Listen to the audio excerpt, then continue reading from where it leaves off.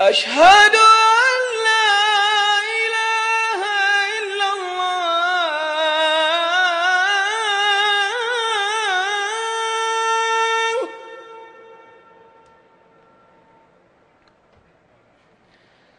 أشهد أن لا إله إلا الله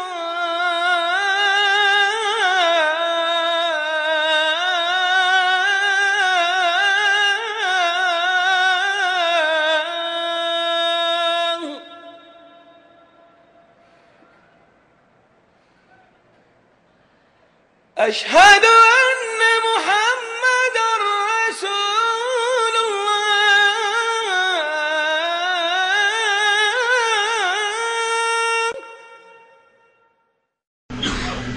إن الحمد لله نحمده ونستعينه ونستغفره ونعوذ بالله من شرور أنفسنا ومن سيئات أعمالنا من يهده الله فلا مضل له ومن يضلل فلا هادي له وأشهد أن لا إله إلا الله وحده لا شريك له وأشهد أن محمدا عبده ورسوله أما بعد فإن خير الحديث كتاب الله وخير الهدي هدي محمد صلى الله عليه وسلم وشر الأمور محدثاتها وكل محدثة بدعة وكل بدعة ضلالة وكل ضلالة في النار رب اشرح لي صدري ويسر لي أمري واحلل عقدة من لساني يفقهوا قولي رب أعوذ بك من همزات الشياطين وأعوذ بك رب أن يحضرون أعوذ بالله السميع العليم من الشيطان الرجيم وما أنزلنا عليك الكتاب إلا لتبين للناس الذي اختلفوا فيه اللہ رب العزت کی ہم لوگوں پر بے شمار نعمتیں ہیں، لا تعداد انعامات ہیں، اس قدر نعمتیں کہ اگر ہم ان کا شمار کرنا چاہیں تو یہ بات ہمارے بس سے باہر ہے۔ اللہ رب العزت نے خود اپنی کتاب مقدس قرآن کریم میں ارشاد فرمایا ہے ان تعدوا نعمت اللہ لا تحصوها، کہ اگر تم اللہ کی نعمتوں کو گننا چاہو تو گن نہیں سکتے۔ اس کی ان بے شمار نعمتوں میں سے ایک بالکل بنیادی نعمت یہ ہے کہ اس نے ہمیں انسان بنایا ہے۔ وہ چاہتا تو کسی مخلوقات میں ہمیں پیدا کر سکتا تھا، لیکن ہمیں اس مخلوق کا فرد بنایا ہے جس مخلوق کے بارے میں خود اس نے قرآن کریم میں کہا وَلَقَدْ كَرَّمْنَا بَنِي آدم، ہم نے بنی آدم کو عزت سے، بنی آدم کو تکریم سے، بنی آدم کو شرف سے نوازا۔ ہمیں اللہ نے مخلوقات میں سے اس مخلوق میں پیدا فرمایا ہے جو اس کے نزدیک بڑی معزز و مکرم، جس مخلوق کو اشرف المخلوقات ہونے کا شرف حاصل ہے۔ اور پھر اس سے بڑھ کر اللہ رب العزت کا ہم پر یہ احسان ہے کہ اس نے ہمیں مسلمان بنا دیا ہے، ورنہ انسانوں سے تو دنیا بھری ہوئی ہے۔ دنیا کے کونے کونے میں انسانوں کا کوئی شمار ہی نہیں، کوئی پتھروں کو پوج رہا ہے، کوئی جانوروں کو پوج رہا ہے، کوئی مردوں کو پوج رہا ہے، کوئی کچھ کر رہا ہے،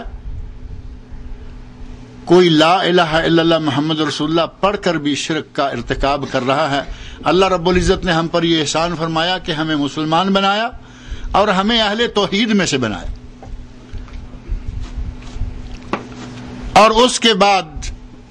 ہم پر ایک عظیم احسان یہ فرمایا کہ اس نے ہمیں وہ دین دیا جو تمام ادیان سے اعلیٰ، کامل اور مکمل دین ہے، جس میں کسی قسم کی کوئی کمی نہیں ہے۔ آج سے نہیں بلکہ 1500 برس پہلے اللہ رب العزت نے آسمان سے یہ شہادت نازل فرمائی، میدان عرفات صحابہ کرام کا 1.5 لاکھ کا تقریباً مجمع، اور حضرت محمد رسول اللہ صلی اللہ علیہ وسلم پر اللہ رب العزت نے یہ آیت نازل فرمائی، سورۃ المائدہ آیت 3،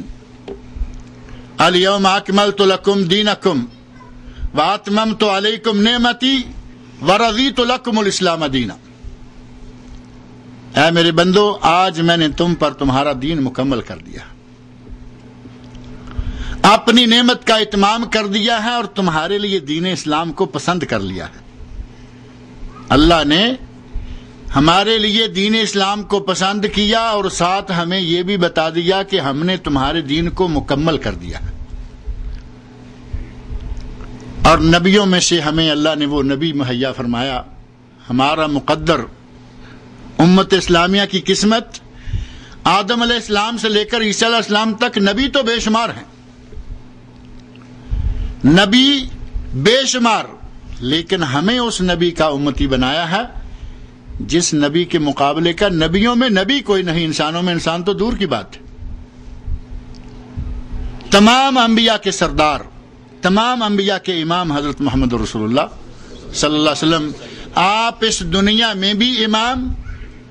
اور محشر کے میدان میں بھی امام۔ وہ احادیث موجود ہیں، وہ باتیں لمبی ہو جائیں گی۔